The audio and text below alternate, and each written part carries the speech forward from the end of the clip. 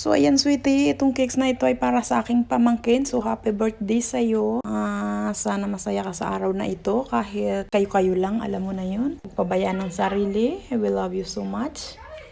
At yun lang, at huwag magbabago, maging mabait na anak, maging mabait na ate, maging mabait na kapatid, maging mabait na, basta alam mo na yun. So, yan lang ang kaya ko at hindi ko pasensya ka na sa kulay, hindi ko alam kung anong favorite mong color, ayokong tanungin ka dahil gusto ko kahit sa ganitong paraan ma-surprise ka. So, ayan, Jimang, happy birthday. Ay sana ay matupad mo ang iyong mga pangarap sa buhay at so, yan.